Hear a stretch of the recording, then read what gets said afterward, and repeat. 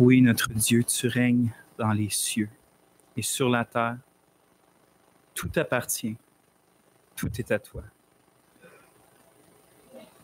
Quelle bénédiction, quelle assurance pour nous de pouvoir dire que nous sommes entre les mains du Dieu à qui toute chose appartient. Quelle bénédiction tu nous donnes à nous, Seigneur, de non seulement savoir que nous sommes entre tes mains, mais entre tes mains qui travaillent à notre bien. Nous voulons te louer ce matin, Seigneur. Nous voulons t'aimer. Nous voulons nous réjouir en toi. Nous voulons nous approcher de toi. On veut confesser nos péchés. On veut goûter à ta grâce.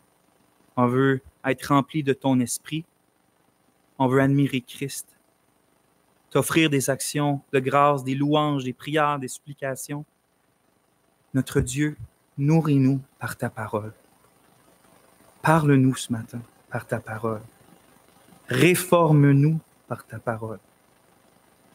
On s'humilie devant toi parce que nous savons que toutes choses viennent de toi et que sans toi, on ne peut rien faire. Et c'est pourquoi on prie, c'est pourquoi qu'on supplie, Seigneur, de faire en nous ce qui te plaît, car notre plaisir, c'est d'être avec toi, c'est d'être omnubilé par toi, c'est d'être rempli de toi. Ces choses, donc, on les demande avec la hardiesse que tu nous as donnée en Jésus. Et c'est en son nom qu'on t'en prie. Amen.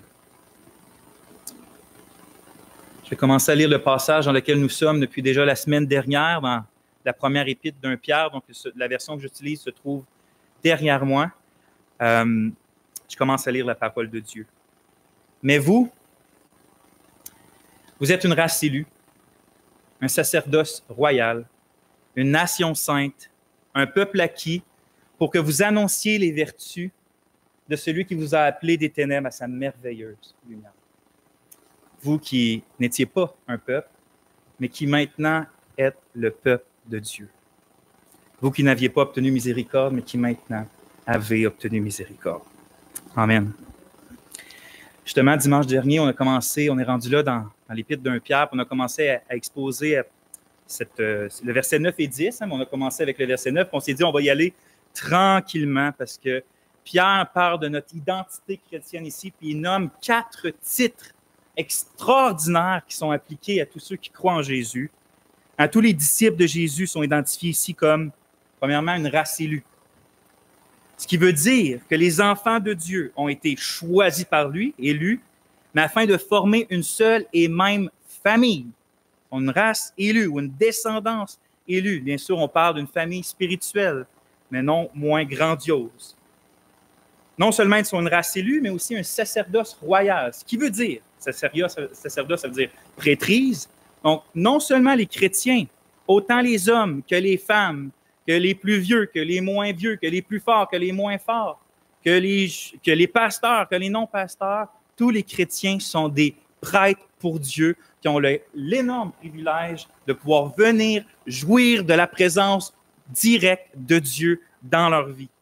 Non seulement ça, mais royal, c'est-à-dire qu'ils sont aussi des vice-rois, des vice-reines du royaume de Dieu. Donc, ils règnent avec Christ, le roi des rois, le Seigneur des seigneurs, et ils régneront avec lui pour toujours sur la nouvelle terre et les nouveaux cieux. C'est ce qu'on avait médité dimanche dernier. Aujourd'hui, on va se concentrer sur les 2 autres titres majestueux que l'apôtre Pierre applique aux chrétiens, aux croyants en Jésus-Christ. Non seulement ils sont une race élue, non seulement ils sont un sacerdoce royal, mais Pierre ajoute qu'ils sont une nation sainte et un peuple acquis. C'est extraordinaire. C'est vraiment extraordinaire. Ces 2 titres privilégiés-là, par exemple, nation sainte et un peuple acquis, mais même les autres, on avait vu dimanche dernier que Pierre, en fait, mentionne ou tire ces titres-là, s'inspire pour ces titres-là ou applique ces titres-là à partir de l'Ancien Testament, directement tiré de l'Ancien Testament. Par exemple, il fait très fortement référence à Exode 19. Je vais vous lire les versets 3 à 6. Moïse monta vers Dieu et l'Éternel l'appela du haut de la montagne en disant « Tu parleras ici à la maison de Jacob et tu diras aux enfants d'Israël « Vous avez vu ce que j'ai fait à l'Égypte et comment je vous ai porté sur des ailes d'aigle et emmené vers moi. Maintenant, si vous écoutez ma voix et si vous gardez mon alliance, vous m'appartiendrez entre tous les peuples, un peuple acquis, car toute la terre est à moi. Vous serez pour moi un royaume de sacrificateurs et une nation sainte. Voilà les paroles que tu diras aux enfants d'Israël. Et donc, les titres, par exemple, d'un peuple acquis, d'un royaume de sacrificateurs ou un sacerdoce royal, c'est la même chose, ou une nation sainte, étaient dans l'Ancien Testament des privilèges qui, puis notez mes mots, devaient être à Israël. Des privilèges qui devaient être à Israël, mais que Pierre ici applique maintenant à l'Église de Jésus-Christ. Puis l'explication de ce changement apparent entre le Nouveau et l'Ancien Testament, entre l'Ancienne Alliance et la Nouvelle, c'est un thème qui traverse le Nouveau Testament puis qui est appelé justement en partie un mystère, ou plutôt qui était un mystère avant, mais qui est révélé maintenant par l'Esprit de Dieu aux apôtres. Puis ce mystère-là, c'est que, en fait, le vrai peuple de Dieu, le véritable peuple de Dieu, ce n'est pas une descendance ethnique, ce n'est pas une descendance raciale, c'est tous ceux qui en tout temps sont spirituellement unis à Jésus-Christ par la foi. Tous ceux qui en tout temps sont spirituellement unis à Jésus-Christ par la foi, qu'ils soient juifs, qu'ils soient grecs, qu'ils soient encore une fois un homme ou une femme, qu'ils s'appellent Abraham il y a 5000 ans ou qu'ils s'appellent Gérard Chouinard en 2024. Le vrai peuple de Dieu, c'est ceux qui se sont confiés à l'Éternel par Jésus-Christ. Vous savez, il y a une énorme différence, il y en a plusieurs, entre l'Ancienne Alliance et la Nouvelle Alliance. C'est absolument essentiel qu'on en saisisse les différences, ou en tout cas quelques-unes au moins des différences majeures, pour non seulement qu'on comprenne bien et l'Ancien Testament et le Nouveau Testament, non seulement l'entièreté du message biblique, mais même des textes comme on l'a devant nous en 1 Pierre 2,9, si on veut comprendre cette manière-là de prendre des titres de l'Ancien Testament qui étaient appliqués à Israël, qui sont maintenant appliqués à l'Église, il faut comprendre certaines nuances essentielles ou certaines différences essentielles entre l'Ancienne et la Nouvelle Alliance.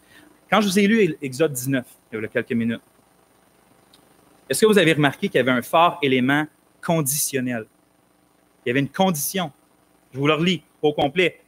Maintenant, si vous écoutez sa voix, et si vous gardez mon alliance, vous m'appartiendrez entre tous les peuples, vous serez pour moi un royaume de sacrificateurs et une nation sainte. Lorsque Dieu nomme les privilèges à Israël, il dit « si vous écoutez, vous serez. Si vous œuvrez ou si vous m'obéissez, alors vous m'appartiendrez. » Mais l'apôtre Pierre, il change ça. Par l'Esprit Saint, il dit aux chrétiens pas « si », mais « vous êtes ». C'est ça qui est écrit. Mais vous êtes.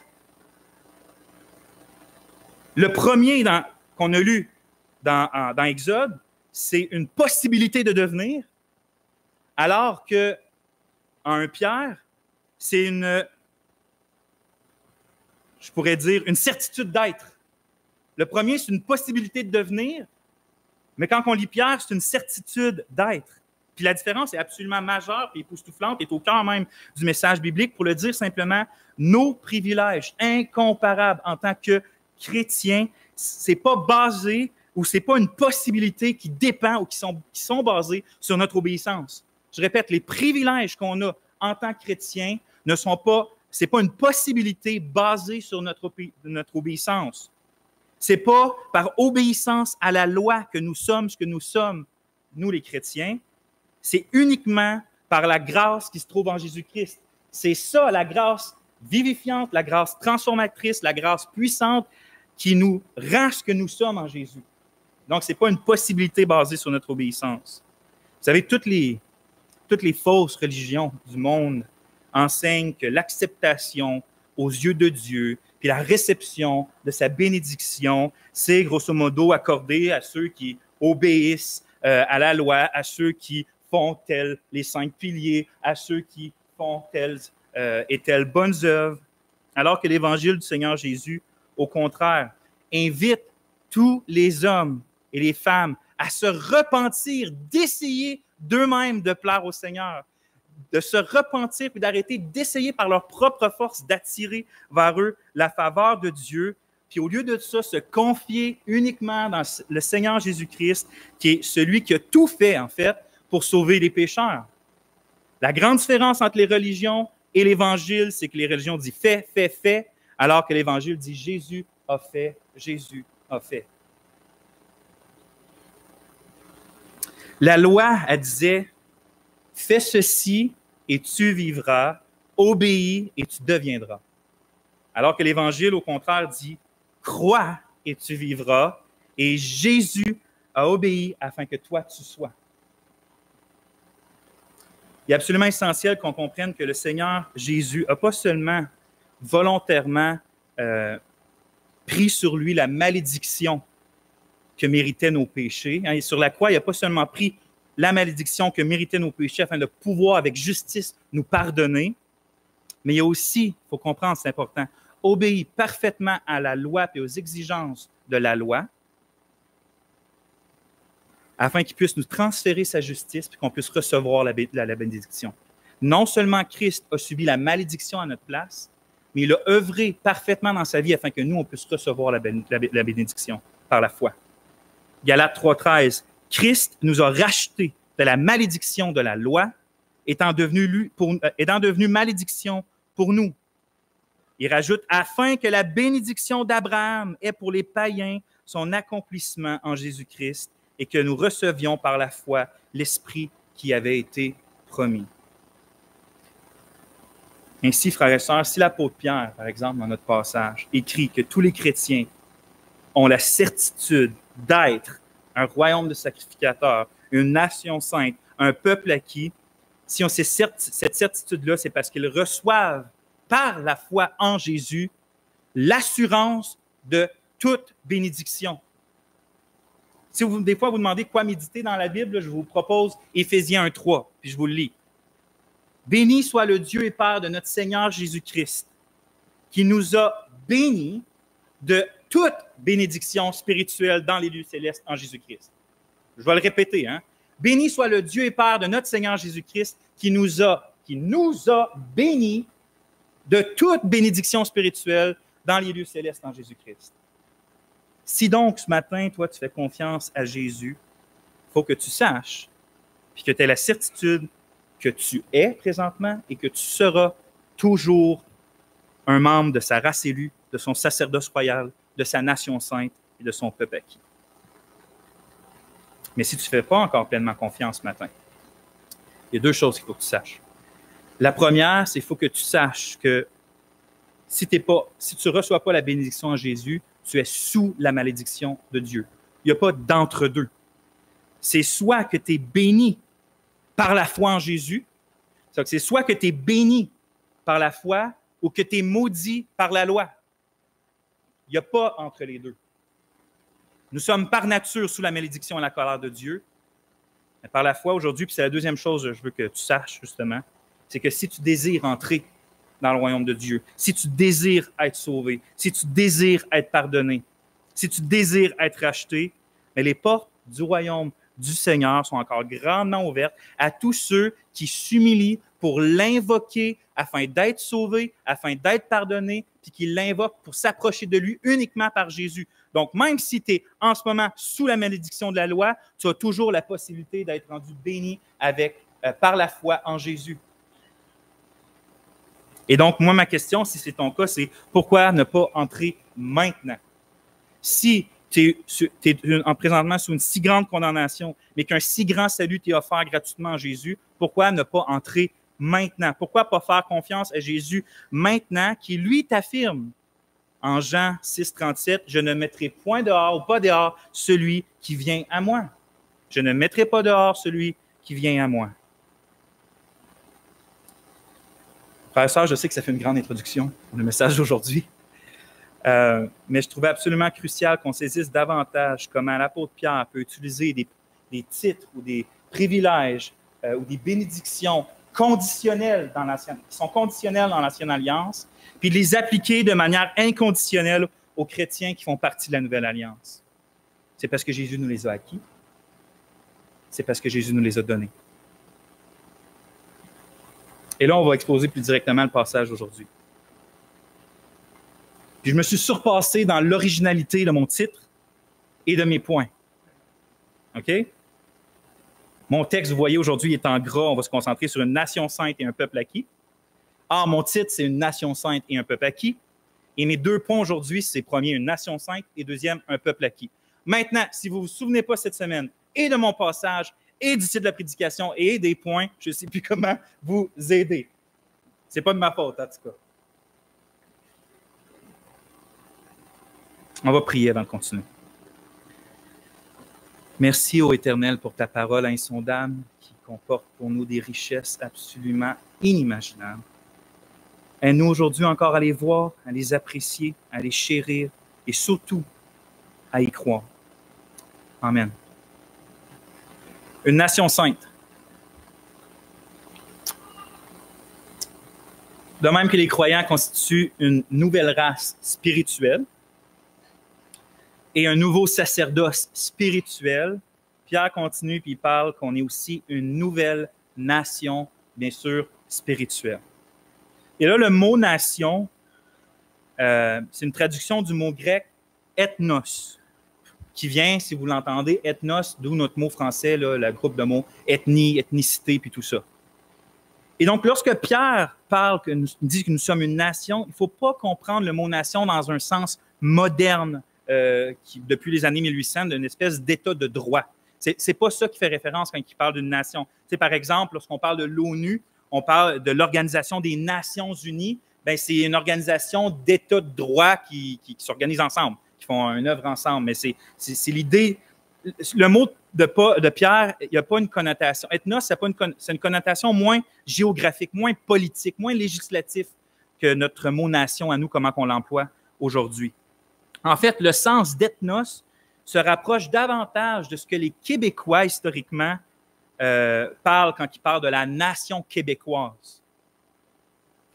Parler de la nation québécoise, ce n'est pas la même chose que de parler de l'État du Québec. L'expression nation dans la nation québécoise, ça fait davantage référence à l'origine commune, à la langue commune, à l'histoire commune, à la culture, aux mœurs communes. Faire partie de la nation québécoise, je ne parle pas de l'État québécois, mais de la nation québécoise, c'est dans le fond de s'identifier à l'ethnicité historique des Canadiens français. Je ne vais pas faire un cours d'histoire, là, mais je trouve que c'est un bon pont pour nous faire comprendre ce que Pierre entend par le mot ethnos. Donc, il y a l'État québécois, mais par exemple, même en 2006, sous Stephen Harper, la Chambre des communes avait reconnu la nation québécoise comme une nation dans le Canada. Pas juste une province, mais une nation, un peuple, dans le fond. Or, Pierre dit que les chrétiens forment une même nation, une même ethnicité, ce qui est absolument extraordinaire. Pourquoi? C'est parce que l'identité commune qu'on partage en tant que disciples de Jésus est nullement fondée sur nos identités ethniques, qui sont terrestres, nos frontières géographiques sur la terre. Ce qui nous définit en tant que croyants, ce n'est pas non plus les mœurs qu'on a dans nos différentes nations, la culture, la langue, les lois terrestres des différentes places, des différents pays dans le monde, nos différentes nations, mais ce qui fait notre identité commune en tant que disciples de Jésus, c'est notre appartenance commune au royaume de Dieu. Ce qui fait notre identité commune, c'est notre allégeance commune au roi du royaume, qui est notre Seigneur Jésus-Christ. Comme le commentait le pasteur Matthew Henry, tous les chrétiens, où qu'ils soient dans le monde, tous les chrétiens, où qu'ils soient, forment une nation sainte. Ils forment une seule nation, rassemblée sous un même chef, partagent les mêmes mœurs et coutumes et gouvernés par les mêmes lois. Ils sont une nation sainte parce que consacrée et dévouée à Dieu, renouvelée et sanctifiée par son esprit. Donc, l'idée, quand on parle de ça, ce n'est pas de désavouer ou de nier qu'il y a des différences culturelles entre les chrétiens qui viennent de différentes places dans le monde ou de différentes nations. L'idée, c'est surtout qu'on réalise la primauté, la supériorité de notre appartenance au royaume de Dieu, qui est plus important que n'importe quelle autre appartenance qu'on a ici sur la terre. Si je suis chrétien, je dois réaliser que je suis avant n'importe quelle autre appartenance, je suis un citoyen du royaume des cieux. Voilà ma patrie. Et parce que je suis citoyen du royaume des cieux, mon cœur, notre cœur et notre allégeance doit premièrement être envers notre véritable nation, qui n'est pas celle du Québec. Même pour ceux qui me connaissent, je suis un nationaliste proche du patriotisme. Mais notre cœur et notre appartenance doit être pour notre vraie nation, qui est Sion, la cité du Dieu vivant. Et donc, il y a un réel nationalisme chrétien. Hein, il y a un mouvement de jeunes aux États-Unis, il y a un mouvement où on appelle justement un mouvement nationaliste où les jeunes se concentrent, même s'ils sont chrétiens, se concentrent à bâtir leur propre nation, puis il n'y a rien de mal à ça. Mais un vrai nationalisme chrétien, c'est un cœur puis un dévouement envers la patrie chrétienne, c'est-à-dire nos frères et sœurs qui sont partout dans le monde. Ça veut dire que mes vrais compatriotes, ceux que je dois avant tout aimer, supporter et prier, sont justement avant tout les chrétiens qui sont répandus dans le monde entier. Ce sont eux, même si on est séparés par des centaines, voire des milliers de kilomètres, par une langue, par une culture, même si on est séparés par tout ça, ce sont eux mes vrais frères d'âme, mes vraies sœurs d'âme. C'est eux les vrais compatriotes avec qui on combat, avec qui on résiste. Notre langue principale, par exemple, au Québec, bien, il y en a officiellement juste une, c'est le français, mais même nous, au Québec, ce n'est pas notre langue principale à nous. C'est celle de l'esprit, notre langue principale. Paul disait, et nous en parlons non avec des discours qu'enseigne la sagesse humaine, mais avec ceux qui enseignent l'esprit, employant un langage spirituel pour les choses spirituelles. C'est ce qui explique que même si que tu parles en anglais ou en français ou en n'importe quelle autre langue, puis que tu parles de l'Évangile à quelqu'un d'autre, t'as beau d'y parler dans la meilleure structure de phrase possible, il ne comprend pas ton langage. Il ne comprend pas quand tu dis Jésus est plus beau que n'importe quoi d'autre sur la terre. Il ne comprend pas ce langage-là. Même si tu parles la même langue que lui. Parce qu'en réalité, tu ne parles pas la même langue que lui. Tu parles le langage de l'esprit. Notre histoire est avant tout l'histoire de la rédemption. Notre culture est avant tout celle de l'amour, de la justice, de la joie, de la sainteté. Nos lois sont avant tout celles de l'unique législateur, c'est-à-dire le seul juge et le seul roi des rois. C'est celles-là, nos lois principales. Voyez-vous, frères et sœurs, toutes les nations de la terre ont leurs propres histoires particulières, leur propre origine, leur propre culture, leurs propres mœurs, leurs propres lois. Mais quelle nation a une histoire comme la nôtre? Quelle nation a un roi comme le nôtre? Quelle nation a une origine comme la nôtre? Quelle nation a une espérance comme la nôtre? Quelle nation a une loi comme la nôtre? Quelle nation a des promesses comme nos promesses à nous que Dieu nous donne? Moïse parlait comme ça aussi dans Deutéronome 4:7. Quelle est en effet la grande nation qui est des dieux, aussi proche que l'Éternel, notre Dieu, l'est de nous toutes les fois que nous l'invoquons? Et quelle est la grande nation qui est des lois et des ordonnances justes, comme toute cette loi que je vous présente aujourd'hui? Vous savez, en vérité, là, il n'existe aucune autre nation aussi grandiose, aussi magnifique, aussi extraordinairement bénie que la nation spirituelle du Seigneur Jésus-Christ, le Prince de paix, c'est-à-dire les disciples du Seigneur, les citoyens du royaume de Dieu, les chrétiens, ceux qui font confiance à Jésus. Comme le prophète Ésaïe le prophétisait dans Ésaïe 66:8, « Qui a jamais entendu pareille chose? Qui a jamais vu rien de semblable? Un pays peut-il naître en un jour? Une nation est-elle enfantée d'un seul coup? À peine en travail, Sion a enfanté ses fils. » Jésus-Christ, par sa mort, par sa résurrection, par son ascension à la droite du Père, a suscité d'un seul coup toute une nouvelle nation.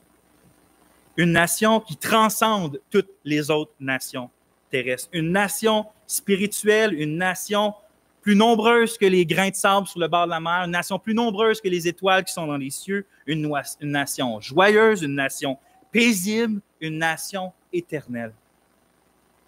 Parce que oui, alors que toutes les autres nations de la terre vont périr au dernier jour, il y en a une seule qui va subsister éternellement. Comme Jérémie en témoigne, lorsqu'il prophétise en Jérémie 31:35, il prophétise concernant la nouvelle alliance, le peuple de la nouvelle alliance, et il dit « Ainsi parle l'Éternel, qui a fait le soleil pour éclairer le jour, qui a destiné la lune et les étoiles à éclairer la nuit, qui soulève la mer et fait mugir ses flots, lui dont le nom est l'Éternel des armées. Si ces lois, en parlant des lois physiques qu'il vient de nommer, si ces lois viennent à cesser devant moi, dit l'Éternel, la race d'Israël aussi cessera pour toujours d'être une nation devant moi. Autrement dit, ça n'arrivera jamais. Ça n'arrivera jamais. Vous savez, frères et sœurs, est-ce que vous savez ce qui est absolument extraordinaire en plus avec la nouvelle nation spirituelle que Dieu suscite en Jésus?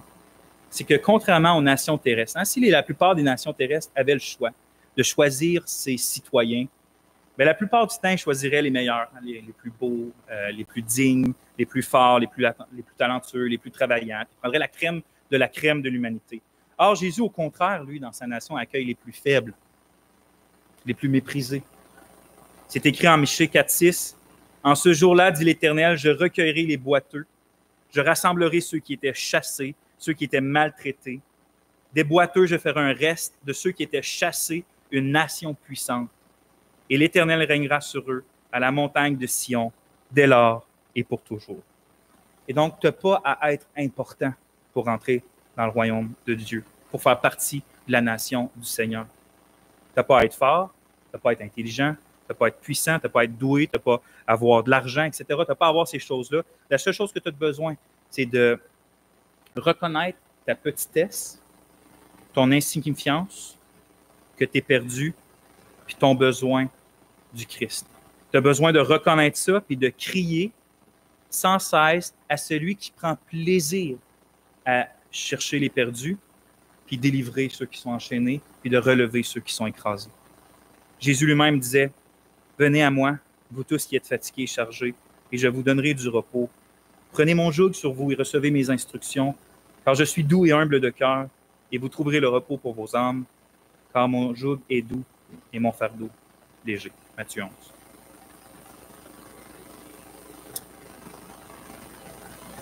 Maintenant, Pierre n'écrit pas seulement qu'on est une nation, mais il dit qu'on est une nation sainte. En disant que la nation chrétienne est sainte, Pierre ne parle pas premièrement de notre moralité, de notre sanctification, il parle surtout de la mise à part, de notre mise à part. Sanctifier quelque chose, c'est de le consacrer, c'est de le mettre à part. Le mot saint en soi veut dire autre. Autrement dit, être saint fait surtout référence à notre vocation en tant que nation qui a été mise à part des autres nations pour être consacrée au Seigneur. Nous sommes une nation entièrement autre. Nous sommes une nation entièrement unique. Nous sommes une nation entièrement différente. Nous sommes une nation entièrement consacrée à Dieu. Il y a plus de similarités entre, on va dire, la Chine et la France qu'il y en a entre le royaume de Dieu et le monde. Parce qu'on n'a pas les mêmes dieux, on n'a pas les mêmes valeurs, on n'a pas les mêmes lois, on n'a pas les mêmes buts, on n'a pas les mêmes origines, bon, ça ne va pas en même place. Et ça, par conséquent, cette sainteté-là, je dis une sainteté d'identité. Ce que je veux dire par là, c'est qu'on est mis à part. Nos personnes sont mises à part. Une sainteté d'identité doit nécessairement se manifester dans nos vies par une sainteté pratique, une sainteté de moralité. Pour le dire autrement, notre mise à part spirituelle par Dieu, qui nous prend, qui forme une nation, qui la sépare des autres pour la consacrer à lui, doit nécessairement se manifester par une vie sainte de notre part, une pratique de la justice, puis fuir le péché. Lorsqu'un Français, un Ivoirien arrive ici, ben on le reconnaît facilement. C'est pas dur à voir que ça ne change rien, mais on le reconnaît facilement. Ben, dans le monde aussi, ça devrait être facile pour les gens du monde de reconnaître facilement qu'ils sont chrétiens, qui viennent d'une autre nation. Votre famille, votre employeur, vos employés, vos collègues, vos voisins, vos professeurs, les autres étudiants avec vous à l'école, tous ces gens-là devraient pouvoir facilement identifier que vous êtes un autre, quelqu'un de différent. Que même si vous avez parlé la même langue, vous venez de la même place, vous avez la même culture, pourquoi tu restes qu'on dirait que tu es un étranger? Différent en raison de quoi? Pas différent à cause qu'on est fou, différent en raison de votre joie, différent en raison de votre espérance, différent en raison de votre amour, différent de la manière que vous parlez, différent de la manière que vous élevez les enfants, différent de la manière que quand vous péchez, vous confessez, différent dans la manière que de votre sainteté, vous êtes différent des autres. Moïse disait, « Voici, je vous ai enseigné des lois et des ordonnances, comme l'Éternel, mon Dieu, me l'a commandé, afin que vous les mettiez en pratique dans le pays dont vous allez prendre possession. Vous les observerez, vous les mettrez en pratique, car ce sera là votre sagesse et votre intelligence aux yeux des peuples, qui entendront parler de toutes ces lois et qui diront, cette grande nation est un peuple absolument sage et intelligent. Pierre va un peu dans le même sens quand il dit au chapitre 2, c'est quelques versets plus loin, 2 versets plus loin, 3 versets plus loin, il dit « Ayez au milieu des païens une bonne conduite, afin que la même il vous calomnie comme si vous étiez des malfaiteurs, il remarque vos bonnes œuvres et glorifie Dieu au jour où il les visitera. » C'est supposé de paraître que vous êtes une nation sainte dans vos vies, dans ma vie. On va passer au point suivant. Un peuple acquis. Un peuple acquis.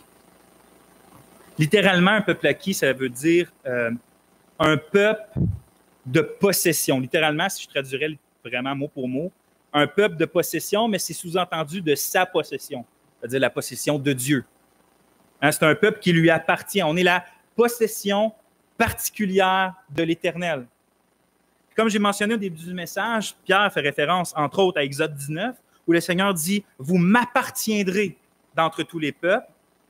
Mais encore plus directement, Pierre utilise Ésaïe 43, 21, où on lit ça. « Le peuple que je me suis formé publiera mes louanges. » Vous savez, par Ésaïe, Dieu il dit que nous sommes son peuple qui est formé afin de publier ses louanges. Par Pierre, il dit que nous sommes sa possession afin d'annoncer ses vertus. Mais si on continue à lire, une claire allusion à Ésaïe. Matthew Henry commente. Les serviteurs du Christ, les serviteurs du Christ ont l'honneur d'être le peuple particulier de Dieu. Ils sont le peuple qu'il a acquis, qu'il a choisi, dont il prend soin et qui font son plaisir. Or, je doute, je suis assuré qu'on ne réalise pas l'absolue, puis j'invente un mot, l'absolue extraordinaireté que c'est que l'Éternel, notre Dieu, puisse dire « Toi et toi, vous êtes à moi. Toi et toi, vous êtes ma possession à moi, particulière. Vous êtes ma possession précieuse. » Pour être franc avec vous, moi, quand que je lis les 4 titres, c'est celui qui m'émue le plus, qui me touche le plus, parce que moi, Vincent Lemieux, un aussi grand pécheur que je suis, moi, je peux dire, je suis le trésor de Dieu. Moi, Vincent Lemieux, qui a donné, qui donne encore, puis qui va donner encore tant de raisons à Dieu d'arrêter de m'aimer, moi, je peux dire, je suis le trésor de Dieu. Mais la réponse à ces 2 questions-là, c'est un gracieux, puis un puissant, puis un éternel oui. Il t'aime encore comme un trésor, puis il t'aimera encore toujours comme sa possession particulière. Écoutez comment Malachie parle. Le Seigneur parle en fait par Malachie au chapitre 3, verset 17. « Ils seront à moi, dit l'Éternel des armées. Ils m'appartiendront au jour que je prépare. J'aurai compassion d'eux comme un homme a compassion de son fils qui le sert. » C'est vrai que tout appartient à Dieu. Tout. Mais tout ce qui lui appartient n'a pas la même valeur à ses yeux. Tout appartient à Dieu, mais Dieu ne considère pas toute chose qui lui appartient comme sa possession particulière. Vous savez, moi, chez moi, tout m'appartient. Peut-être ma femme ne dirait pas la même chose, mais pour l'illustration, on va dire ça comme ça. Tout m'appartient. La maison, la voiture, la manger, la télé, tout nous appartient. Même si tout m'appartient, il y a seulement mon épouse et mes enfants qui sont mon précieux trésor. Ils sont ce que j'ai de plus précieux sur la terre, puis je préférerais perdre 1 milliard de fois, dans 1 milliard de vies, ce serait possible, toutes choses, plutôt que de les perdre une seule fois. Bien, tout dans ce monde appartient à Dieu, les étoiles, les planètes, les anges, les démons, les êtres humains, les animaux, tout est à lui. Mais vous, qui croyez en Jésus, vous seul êtes son trésor. Vous seul êtes sa possession particulière, sans quoi il prend vraiment plaisir. Regardez de quelle manière Dieu vous parle dans Ésaïe 43. Écoutez ça. « Car je suis l'Éternel, ton Dieu, le Saint d'Israël, ton Sauveur. Je donne l'Égypte pour ta rançon, l'Éthiopie et Saba à ta place. parce que tu as du prix à mes yeux, parce que tu es honoré et que je t'aime. Je donne des hommes à ta place et des peuples pour ta vie. Ne crains rien car je suis avec toi. Je ramènerai de l'Orient ta race et je te rassemblerai de l'Occident. Je dirai au septentrion, donne, et au midi, ne retiens point. Fais venir mes fils des pays lointains et mes filles de l'extrémité de la terre, tous ceux qui s'appellent de mon nom et que j'ai créé pour ma gloire et que j'ai formé et que j'ai fait.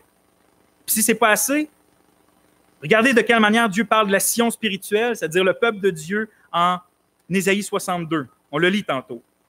Tu seras une couronne éclatante dans la main de l'Éternel, un turban royal dans la main de ton Dieu. On ne te nommera plus la délaissée, on ne nommera plus ta terre désolation, mais on t'appellera, puis écoutez ça, mon plaisir en elle. Mon plaisir en elle. Et on appellera ta terre épouse, car l'Éternel met son plaisir en toi et ta terre aura un époux.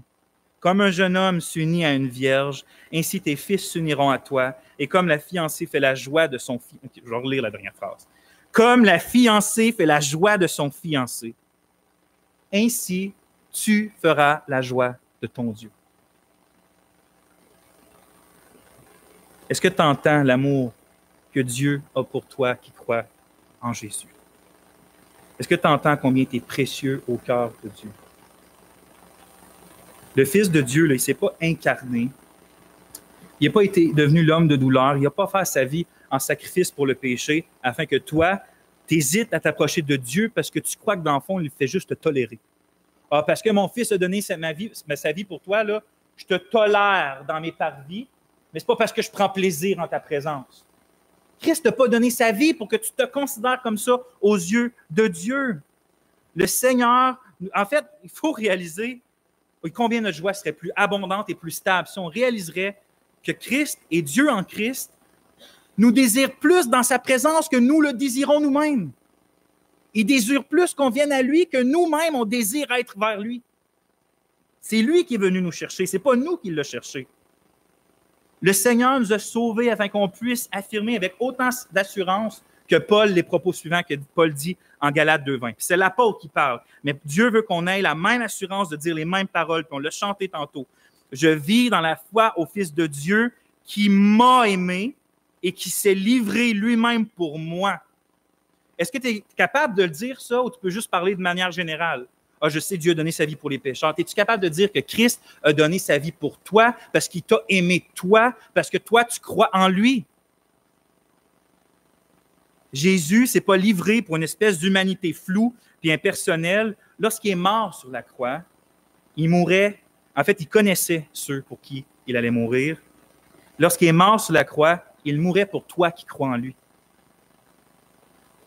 Lorsqu'il est mort à la croix, c'était afin de venir t'acquérir, toi, comme le trésor particulier de Dieu. Réalises-tu que Dieu t'aime? Réalises-tu que tu es la prunelle de ses yeux, nous dit la Bible? Réalises-tu que la Bible va jusqu'à dire que tu es écrit sur la paume de ses mains? Réalises-tu que ta vie a du prix à ses yeux, il nous dit aussi? Je dis pas ces questions-là, mais en réalité, je sais, non, on ne le réalise pas. Je ne pense pas qu'on peut le réaliser vraiment. Mais on est appelé à le croire par la foi, par exemple. La loi de Dieu, qui tu veux croire? La loi de Dieu, elle va dire que faut que tu obéisses parfaitement afin d'être assuré de ta possession particulière de Dieu. Ta chair à toi, elle va te dire, tu as la force de plaire à Dieu. Tu as la capacité d'assurer une place à côté du Seigneur. Le monde va te dire que les plaisirs qu'il y a dans le monde sont plus satisfaisants que l'idée d'être l'objet précieux de Dieu. Satan, lui, va te dire que Dieu ne veut pas de toi comme un trésor, alors que l'Évangile te dit que tous ceux qui reçoivent Jésus comme leur trésor deviennent eux-mêmes les trésors de Dieu en Jésus. Alors, qui tu veux croire? La loi, ta chair, le monde, Satan, ou l'Évangile du Seigneur Jésus-Christ? Vous êtes aimés, frères et sœurs, et non seulement vous êtes aimés, mais vous êtes aimés de Dieu. Vous êtes précieux, frères et sœurs, mais non seulement vous êtes précieux, mais vous êtes précieux pour Dieu. Ces deux mots-là, là, de Dieu puis pour Dieu, ça change absolument la profondeur puis l'extraordinarité, encore une fois, que j'utilise ce mot-là, du fait de vous dire que vous êtes aimés, que vous êtes précieux. Par Dieu, pour Dieu. Alors même si le monde vous rejette, même si votre famille vous rejette, même si les gens se moquent de vous, même si votre époux ne vous aime pas ou ne démontre pas qu'il vous aime comme vous aimeriez, même si vos enfants sont ingrats, même si vous vous sentez seul, même si vous êtes vraiment seul, croyez de tout votre cœur les paroles de votre Jésus et croyez qu'en lui, vous êtes profondément et éternellement aimés. Vous êtes un peuple acquis. Il nous reste, à la lumière de ça, à juste s'exclamer avec le roi David qui dit en 2 Samuel, chapitre 7, verset 22, « Tu es donc grand, éternel Dieu, car nul n'est semblable à toi. Il n'y a point d'autre Dieu que toi, d'après tout ce que nous avons entendu de nos oreilles. Est-il sur la terre une seule nation qui soit comme ton peuple, comme Israël que Dieu est venu racheter pour en former son peuple, pour se faire un nom et pour accomplir en sa faveur, en faveur de son pays, des miracles et des prodiges, en chassant devant ton peuple que tu as racheté d'Égypte des nations et leurs dieux? Tu as affermi ton peuple d'Israël pour qu'il soit ton peuple à toujours, et toi, Éternel, tu es devenu son Dieu. » Je vais finir avec une citation du puritain Robert Layton, qui écrit dans son commentaire sur 1 Pierre, puis je trouve que ça termine bien.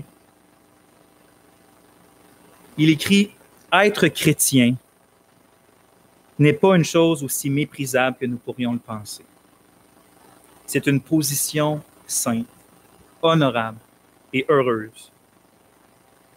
Tous ceux qui partagent cette vie s'efforceront donc de vivre correctement et de ne pas manquer d'aimer le Seigneur Jésus qui a acheté tout cela pour eux, oui, qui s'est abaissé lui-même pour qu'il puisse être exalté. » Que l'Esprit de notre Dieu nous aide, frères et sœurs, à réaliser davantage ce que nous sommes aux yeux de Dieu en Jésus.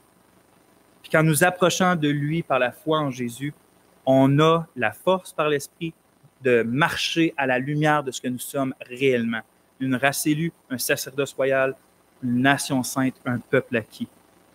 Que l'Esprit nous aide maintenant à réaliser le privilège indescriptible qu'on a d'avoir la certitude qu'on va s'approcher de la table du Seigneur après la prédication, c'est-à-dire on va prendre le repas du Seigneur, mais qu'en s'approchant de la table du Seigneur, nous avons la certitude que le Seigneur désire plus notre présence à communier avec lui au travers des emblèmes du pain et du vin que nous-mêmes on le désire.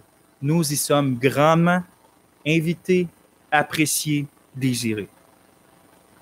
Que Dieu vous bénisse, on va prier.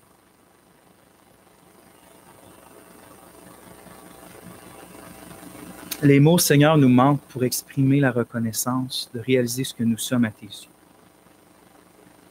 Et donc, ma prière est simple, Seigneur, c'est que tu aides tes enfants à le percevoir davantage et en être heureux, d'en être reconnaissant. Et tu connais nos cœurs à tous qui sommes nus devant toi en ce moment, Père. On veut te demander que si quelqu'un ne t'appartient pas encore, qu'il puisse réaliser non seulement ce qu'il est terriblement sans toi, mais toutes les choses que tu lui offres gratuitement ce matin par l'Évangile. Attire-le à toi.